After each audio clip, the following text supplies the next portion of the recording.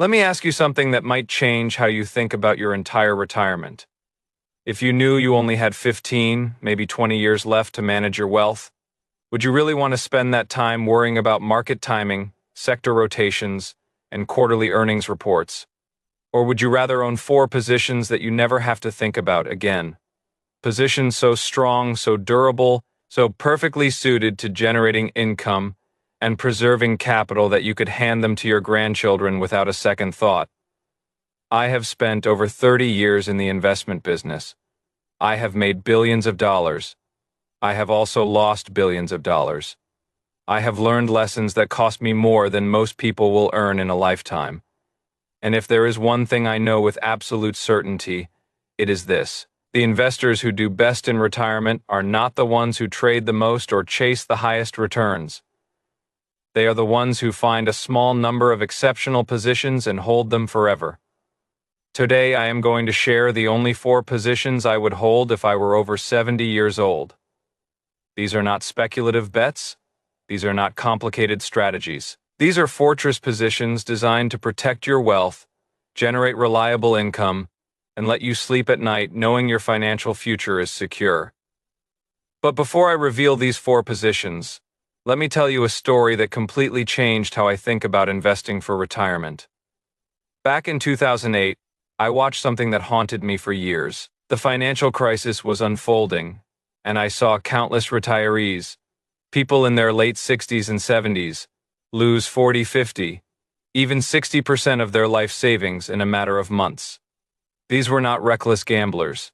These were ordinary people who had saved diligently their entire lives, who thought they were being responsible, who trusted their financial advisors. I remember meeting a man named Harold at an investor conference about a year after the crash. He was 73 years old. Before the crisis, he had accumulated about $1.2 million, which he thought would see him comfortably through retirement. By March of 2009, that portfolio was worth less than $500,000. He had been invested in a mix of bank stocks, real estate investment trusts, and some growth funds that his advisor had recommended. Harold told me something I will never forget. He said, "Bill, I do not have another 30 years to recover from this. I do not have another 20 years. I might not even have another 10 years. Every dollar I lost represents time I cannot get back." That conversation crystallized something for me. When you are in your 30s or 40s, you can afford to take big swings. You can afford to be wrong. You have decades to recover. But when you are over 70, the math changes completely. Capital preservation becomes just as important as capital appreciation. Income reliability becomes more valuable than growth potential, and simplicity becomes essential because you do not want to spend your golden years staring at stock tickers. I saw Harold again about 5 years later, and his story had gotten even more tragic. He had panicked and sold most of his stocks in March of 2009 right at the bottom. Then he watched from the sidelines as the market recovered. By the time he got back in, stocks had already doubled. He had locked in his losses at the worst possible moment because he did not have a proper framework for retirement investing. He did not have a plan that would let him weather the storm. He did not have the right mix of assets to give him the confidence to stay invested. So I started thinking differently about what the ideal retirement portfolio should look like. Not just for wealthy clients, but for ordinary people who have worked hard, saved responsibly, and deserve to enjoy their remaining years without financial anxiety. The framework I developed comes down to 4 essential criteria. Every position in a retirement portfolio must meet all 4 of these tests, or it does not belong there. Let me walk you through each one in detail, because understanding these criteria will help you evaluate not just the 4 positions I recommend, but any investment you might consider for your retirement. The first criterion is durability. The business must be virtually certain to exist and thrive for the next 20 to 30 years, regardless of economic conditions, technological disruption, or competitive threats.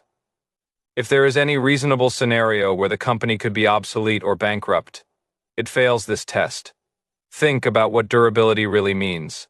It means the company sells products or services that people will still need in 20, 30 years. It means the company has competitive advantages that protect it from rivals. It means the company has the financial strength to survive any economic environment. When I evaluate durability, I ask myself a simple question. Will this business still be essential to society when my grandchildren are adults? If the answer is no or maybe, I move on. Consider how many companies that seemed invincible 20 years ago are struggling or gone today. Kodak dominated photography, Blockbuster dominated video rental, Sears dominated retail, Nokia dominated mobile phones. These were massive, seemingly unstoppable companies, and yet technology and competition destroyed them. When you are investing for retirement, you cannot afford to own businesses that might not exist in 15 years. The second criterion is income generation. The position must produce reliable, growing income that you can live on without selling shares. This is critical, because when you are over 70, you cannot afford to sell into a down market just to pay your bills. You need cash flow that arrives like clockwork, regardless of what the market is doing. I have seen too many retirees who built portfolios full of growth stocks that paid no dividends. When the market crashed, they had to sell shares to cover their living expenses. They sold at exactly the wrong time, crystallizing losses that they never recovered from. Income generation is not just nice to have. It is essential insurance against being forced to sell at the worst possible moment. The beauty of income generating investments is that they continue to pay you regardless of what Mr. Market is doing. When the stock price falls, the dividend keeps coming. When the economy slows, the interest keeps flowing. You can cover your bills without touching your principal, which means you can ride out any storm and come out the other side with your wealth intact. The third criterion is simplicity. You should be able to explain the business or investment in one sentence to your grandchild. If it requires complex financial engineering, derivatives, leverage, or sophisticated trading strategies, it is too complicated for a retirement portfolio. Complexity creates risk, and risk is the enemy of retirement security. I learned this lesson the hard way in my own career. Some of the worst investments I have ever made were the ones that seemed clever, the ones with complex structures that I thought gave me an edge. The best investments I have made were boring and simple. Companies that make products people need, buy and hold for decades. Simplicity is not a limitation, it is a feature. When something goes wrong with a complex investment, and something always goes wrong eventually, you need to understand what is happening to make good decisions. If you cannot understand the investment, you cannot evaluate the problem. You are flying blind, and when you are over 70, you cannot afford to fly blind with your life savings. The fourth criterion is what I call sleep factor. Can you own this position through a 50% market decline without panicking and selling? Because I promise you, at some point in the next 15 years, the market will crash. It always does. If you are going to panic and sell at the bottom, you should not own the position in the first place. This might be the most important criterion of all. It does not matter how good an investment is on paper if you cannot hold it through volatility. The best returns in the stock market go to people who buy and hold through good times and bad. The worst returns go to people who panic and sell during crashes. Your portfolio needs to be psychologically sustainable, not just financially optimal. Think about your own history as an investor. When the market dropped in 2008, did you hold or did you sell? When it dropped again in 2020, did you stay calm or did you panic? Whatever you did in the past is likely what you will do in the future. Build a portfolio that you can actually stick with. Not one that looks good in a spreadsheet but causes you unbearable anxiety in real life. With those 4 criteria in mind, let me share the only 4 positions I would hold if I were over 70 years old. The first position I would own is Berkshire Hathaway. Now, I know what some of you might be thinking, Bill. Warren Buffett is 94 years old. Is Berkshire really the right choice for a long-term hold? And my answer is absolutely yes. And here is why. Berkshire Hathaway is not really a stock. It is a collection of some of the best businesses in America, all wrapped into one diversified conglomerate. When you buy one share of Berkshire, you are buying a piece of Geico insurance. Burlington Northern Santa Fe Railroad, Berkshire Hathaway Energy, Precision Cast Parts, Dairy Queen, See's Candies, and dozens of other operating businesses. You are also buying a massive equity portfolio that includes significant stakes in Apple, American Express, Coca-Cola, and Bank of America. This is the most important point about Berkshire. It is not dependent on any single business, any single industry, or even any single person. Yes, Warren Buffett has been an exceptional capital allocator, but he has spent the last 2 decades building a structure that will thrive long after he is gone. Greg Abel is already running the operating businesses. The insurance operations have their own leadership. The portfolio companies have their own management teams. The culture of decentralized, owner-oriented management is embedded in the organization. Let me tell you what makes Berkshire's business model so special. The insurance companies, Geico and the reinsurance operations, collect billions of dollars in premiums every year. That money, called float, sits on Berkshire's balance sheet until claims need to be paid. In the meantime, Berkshire invests that float and keeps the investment returns. It is like having a permanent, interest-free loan of over $150 billion. No other company has this advantage at this scale. This float has funded decades of acquisitions and investments. Berkshire also has something that almost no other company has: over $300 billion in cash and short-term investments. That is not a typo. $300 billion sitting in treasury bills, earning 5% interest, waiting for opportunities. This cash pile serves 2 purposes. First, it provides absolute financial security. Berkshire could not go bankrupt if it tried. They could weather any economic catastrophe, any insurance disaster, any conceivable financial stress. Second, it gives the company enormous flexibility to acquire businesses or buy back stock when prices are attractive. Think about what that cash position means for you as a shareholder during the next financial crisis. While other companies are scrambling for survival, cutting dividends, issuing dilutive shares, Berkshire will be calmly writing checks to acquire great businesses at bargain prices. It did this in 2008, buying Goldman Sachs preferred stock at incredibly favorable terms. They did it again in 2020, buying shares of their own stock at attractive valuations. They will do it again in the next crisis. For retirees, Berkshire solves several problems at once. It provides instant diversification across dozens of industries. It provides exposure to both stable operating businesses and high-quality stocks. It provides the safety of a fortress balance sheet. And it is managed by people whose interests are perfectly aligned with shareholders, because Warren Buffett and his family own a significant portion of the company. There are no stock options, no excessive executive compensation, no empire building acquisitions. Everything is focused on long-term value creation. Now I should mention one thing. Berkshire does not pay a dividend for some retirees. This is a deal breaker. They want regular income checks. And I understand that preference, but I would argue that Berkshire's approach is actually better for long-term wealth preservation. Instead of paying dividends, Berkshire reinvests profits into buying more businesses or repurchasing shares. This creates tax-efficient compounding that benefits shareholders over time.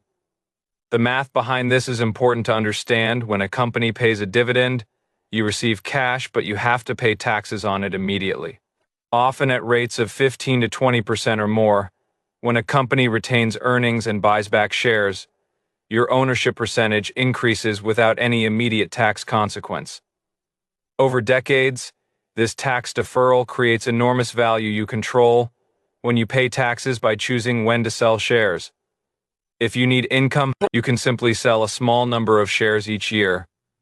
With Berkshire's long-term appreciation rate, you can likely withdraw 3 to 4% annually while still growing your principal over time. Let me give you some concrete numbers. If you had invested $100,000 in Berkshire 20 years ago, that investment would be worth approximately $1.4 million today. That is a 14-fold increase. Even if you had sold 4% of your holdings each year to generate income, you would still have more money than you started with. The growth more than compensates for the withdrawals. When I evaluate Berkshire against my four criteria, it passes every test. Durability: the businesses Berkshire owns will exist for another century. Insurance, railroads, utilities, consumer products, these are permanent parts of the economy. Income generation: while Berkshire does not pay dividends, you can create your own income by selling shares. Simplicity: Berkshire owns great businesses. That is the entire thesis. Sleep factor: with $300 billion in cash and no debt, Berkshire can survive anything. I would sleep very well owning it through any crash. The second position I would own is Vanguard Short-Term Treasury ETF, ticker symbol VGSH. This might seem boring compared to Berkshire, but boring is exactly what you want when you are over 70. Here is the reality of retirement investing that most advisors will not tell you. You need a portion of your portfolio that will not decline in a crisis. Might not decline, will not decline. Because when the market crashes 40%, which it will do at some point, you need money available to pay your bills without selling your stocks at the worst possible time. Short-term treasuries serve this purpose perfectly. These are bonds issued by the United States government with maturities of 1 to 3 years. They are backed by the full faith and credit of the United States. They pay interest every month, and because they are short-term, their prices barely fluctuate even when interest rates move significantly. Let me explain why short-term is so important. Long-term bonds, like 30-year treasuries, can be incredibly volatile. When interest rates rise by 1%, a 30-year bond loses roughly 15 to 20% of its value. We saw this in 2022 when long-term treasury funds lost more than 20%. That is not the kind of volatility you want in your safety allocation. Short-term bonds behave completely differently. When interest rates rise by 1%, a 3-year bond might lose only 2 to 3% of its value. And that loss is temporary because as the bond approaches maturity, its price converges to its face value. The principal risk is minimal. You always know you will get your money back in a relatively short time. During the 2008 financial crisis, when stocks fell 50% and corporate bonds fell 20%, short-term treasuries actually went up in value as investors fled to safety. During the 2020 pandemic crash, same thing. During the 2022 bear market, short-term treasuries held their value while almost everything else declined. These instruments provide stability when everything else is falling apart. Now, the income from short-term treasuries varies depending on interest rates. Right now, you can earn about 4.5% to 5% on short-term treasuries. That is actually quite attractive by historical standards. 10 years ago, you were earning nearly zero. So we are in a relatively good environment for this type of investment. The key insight is that short-term treasuries are not meant to make you rich. They are meant to keep you safe. They are meant to provide stability and liquidity so that you never have to sell your stocks in a panic. I recommend keeping at least 2 to 3 years' worth of living expenses in short-term treasuries. If you spend $60,000 per year from your portfolio, that means keeping $120,000 to $180,000 in VGSH or a similar fund. This gives you a massive cushion. Even if the stock market crashes and stays down for 2 or 3 years, you can keep paying your bills without touching your equity positions. This psychological benefit is just as important as the financial benefit. When you know that your near-term expenses are covered, you can watch the stock market crash without fear. You can actually view it as an opportunity rather than a threat. That emotional stability is priceless when you are over 70. There is another benefit to short-term treasuries that people often overlook. They provide flexibility and optionality. If a once-in-a-decade buying opportunity appears in the stock market, you have cash available to take advantage of it. The investors who did best after 2008 and 2020 were the ones who had dry powder to deploy when everyone else was panicking. Your treasury allocation can serve this purpose. The third position I would own is what I consider the single best dividend growth investment available today, and that is Johnson & Johnson. Now, I know Johnson & Johnson has had some challenges in recent years with litigation and the spin-off of their consumer health division, but when I look at this company through the lens of my 4 criteria for retirement investing, it still stands out as exceptional. Let me walk you through why. Durability. Johnson & Johnson has been in business for over 138 years. Think about everything the world has been through since 1886. Two world wars. The Great Depression, the Spanish flu pandemic, the Cold War, the 1970s stagflation, the 2008 financial crisis, a global pandemic. Through all of it, Johnson & Johnson kept operating, kept innovating, kept growing. Their products, ranging from pharmaceutical drugs to medical devices, address fundamental human needs that will exist as long as humans exist. People will always need medicine. People will always need medical procedures. People will always need healthcare. That demand is not going away. In fact, it is growing as the population ages and medical technology advances. The company has also demonstrated remarkable adaptability. When the consumer health market became commoditized, they spun off that division to focus on higher-margin pharmaceuticals and medical devices. When patent cliffs threatened their drug portfolio, they invested heavily in research and development to build the next generation of therapies.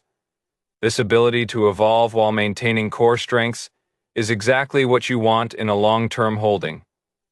Income generation. Johnson & Johnson has increased its dividend for 62 consecutive years. Let me repeat that. 62 consecutive years of dividend increases, through recessions, through market crashes, through every imaginable economic challenge. Johnson & Johnson has found a way to raise its dividend every single year. That kind of track record is almost unheard of in corporate America. Only a handful of companies in the entire stock market have longer dividend growth streaks, and most of those are much smaller businesses. Johnson & Johnson is a global giant with nearly $90 billion in annual revenue, and they still manage to grow the dividend every single year.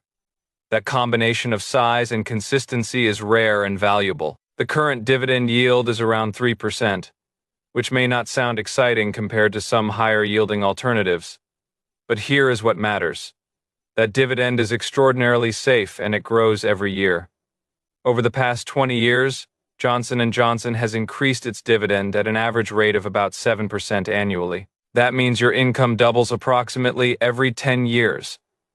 Think about what that means for a 70-year-old investor. If you invest today and receive 3%, in 10 years you might be receiving 6% on your original investment. In 20 years, you might be receiving 12%. Your income keeps growing even as you age, even as inflation erodes purchasing power. This dividend growth is your built-in inflation protection. Simplicity. Johnson & Johnson makes pharmaceutical drugs, medical devices, and healthcare products. That is it. You can explain the business to anyone. People get sick. Johnson & Johnson sells them medicine and medical equipment. The business model has not changed in over a century, and it will not change in the next century. Sleep factor. Could Johnson & Johnson decline 50% in a market crash? History suggests probably not. During the 2008 financial crisis, Johnson & Johnson fell about 32%, while the overall market fell 57%. During the 2020 pandemic crash, Johnson & Johnson fell about 25%, while the market fell 34%. The stock is naturally defensive, because healthcare demand persists regardless of economic conditions.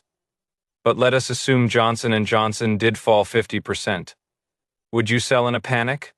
I would not, because I know that the company will still be selling pharmaceutical drugs and medical devices during the crash. I know the dividend will still be paid. I know the business will recover. Johnson & Johnson is the kind of company you can own through any crisis because the underlying business is so strong. Now I want to address the litigation concerns because I know some of you are thinking about them.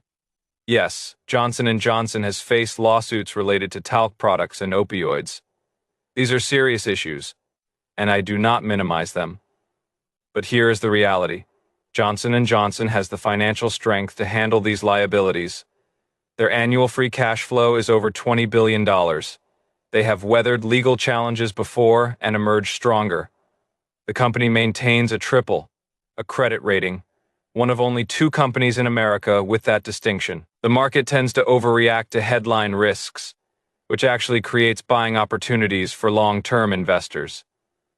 The fourth and final position I would own is something that might surprise you. It is not a stock at all. It is a fixed annuity from a highly rated insurance company. Now, I know annuities have a bad reputation in some circles. Financial advisors often criticize them because they earn lower commissions on annuities than on other products. The financial media tends to dismiss them as unnecessary. But for retirees over 70, a simple fixed annuity can provide something that no other investment can offer: guaranteed income for life, regardless of market conditions. Let me explain what I mean by a fixed annuity. You give a lump sum to an insurance company. In return, they promise to pay you a fixed monthly amount for as long as you live. If you live to be 90, they keep paying. If you live to be 100, they keep paying. The payments never stop, no matter how long you live or what happens in the markets. This solves what financial planners call longevity risk, the risk of outliving your money. It is one of the biggest fears that retirees face. What if I live to 95? What if the markets crash right when I need money? What if inflation destroys my purchasing power? A fixed annuity addresses the first two concerns directly. Let me give you a concrete example. A 70-year-old man who invests $500,000 in a fixed annuity might receive approximately $3,000 per month or $36,000 per year, guaranteed for life. That is a payout rate of over 7%, which is significantly higher than what you could safely withdraw from a stock portfolio. Why is the payout so high? Because the insurance company is pooling risk across thousands of policyholders. Some people will die early and receive less than they paid in. Others will live long and receive more. The insurance company can offer higher payouts because they are essentially betting on averages across a large population. They have actuaries who calculate these probabilities with extreme precision. For retirees, this guarantee is incredibly valuable. You know exactly how much income you will receive every month. You never have to worry about market fluctuations. You never have to make investment decisions. You can budget and plan with certainty. The psychological value of this certainty is enormous. I have met retirees who are terrified to spend money because they do not know if they will run out. They live below their means, denying themselves pleasures they can afford because they are paralyzed by uncertainty. A guaranteed income stream eliminates that anxiety. You know, your basic expenses are covered no matter what. Now I want to be clear about what type of annuity I am recommending. I am talking about simple fixed annuities or single premium immediate annuities from highly rated insurance companies. I am not talking about variable annuities with complex riders and high fees. I am not talking about indexed annuities with confusing formulas. Those products can be expensive and often benefit the salesperson more than the buyer. The key is to work with a reputable insurance company rated A or better by AM Best. And to buy the simplest product available. You want guaranteed payments, not complex formulas. You want transparency, not hidden fees. Keep it simple. I would allocate perhaps 20 to 30% of a retirement portfolio to a fixed annuity. This creates a floor of guaranteed income that covers your essential expenses. Combine that with Social Security, and many retirees can cover their basic needs without touching their investment portfolio at all. Let me now bring these four positions together and show you how they work as a complete retirement portfolio. Imagine you are 70 years old with $1 million in retirement savings. Here is how I would allocate that money. $400,000 or 40% goes into Berkshire Hathaway. This is your growth engine, your hedge against inflation, your participation in the long-term appreciation of American business. You do not touch this money. You let it compound over time. It should grow significantly faster than inflation, preserving and building your real purchasing power. $150,000 or 15% goes into short-term treasuries. This is your safety net, your liquidity reserve, your protection against market crashes. It provides stable income and gives you the flexibility to weather any storm without selling your stocks. This is money you can access within days if you need it, too. $100,000 or 20% goes into Johnson & Johnson. This provides growing dividend income that increases every year. The combination of yield plus growth gives you rising purchasing power throughout retirement. The dividends arrive quarterly, like clockwork, providing reliable cash flow. $250,000, or 25%, goes into a fixed annuity. This provides guaranteed lifetime income that covers your essential expenses. No matter what happens in the markets, this income will arrive every month for as long as you live. Let me show you what this portfolio produces in terms of income. The Berkshire position does not produce income directly, but you can sell a small amount each year if needed. The Treasury position at 4.5% yields about $6,750 per year. The Johnson & Johnson position at 3% yields about $6,000 per year, growing annually. The annuity at 7% payout produces about $17,500 per year guaranteed. Total income from this portfolio is approximately $30,000 per year, plus whatever you choose to withdraw from Berkshire, plus Social Security. For many retirees, this is more than enough to live comfortably. But here is what I really want you to understand. This portfolio is not optimized for maximum returns. It is optimized for sleep. It is optimized for simplicity. It is optimized for security. You can own these 4 positions for the rest of your life without making a single trade. You can ignore the financial news. You can stop worrying about market timing. You can stop second-guessing yourself.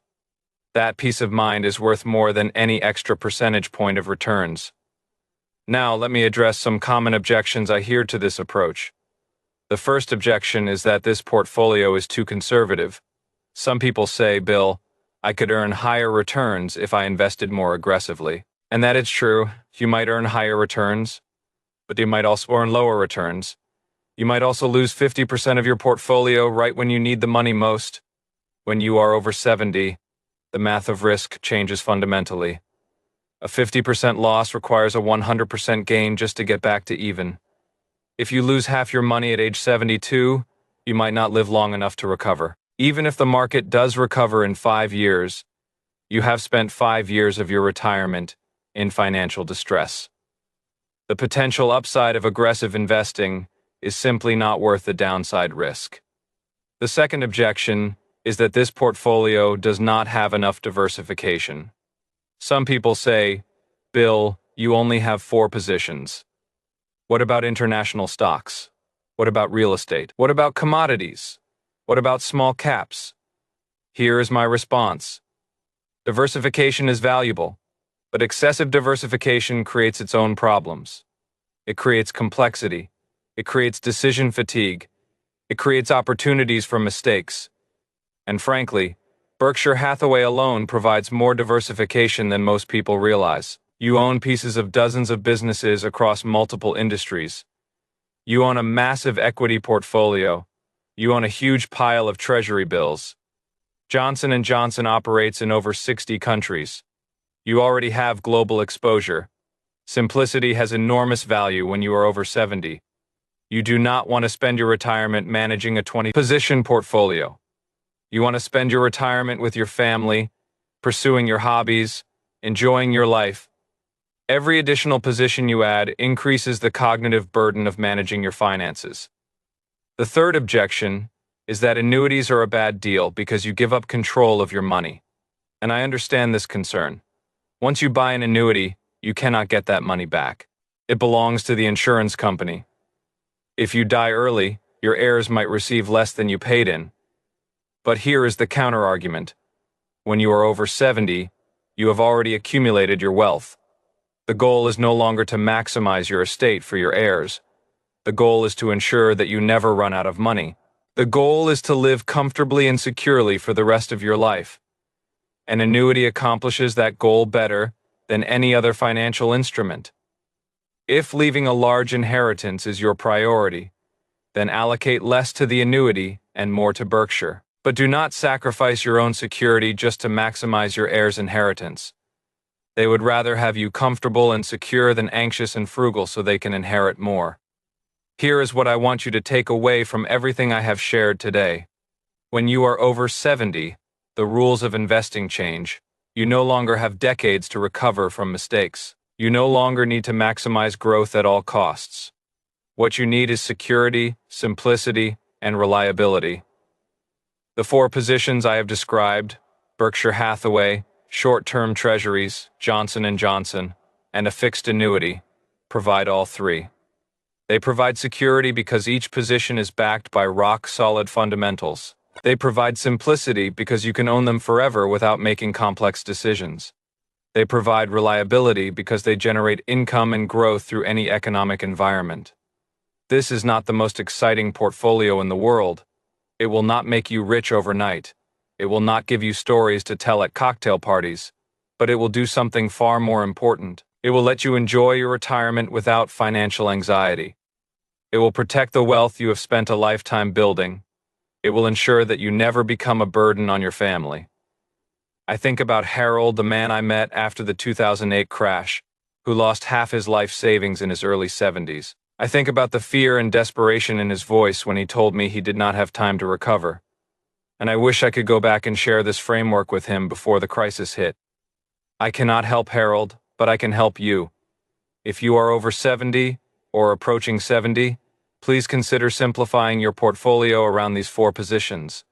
Please consider prioritizing security over excitement. Please consider building a financial foundation that will support you for the rest of your life. Your future self will thank you, your family will thank you, and you will be able to spend your remaining years focused on what really matters, not on stock tickers and market volatility, but on the people you love and the experiences that make life worth living.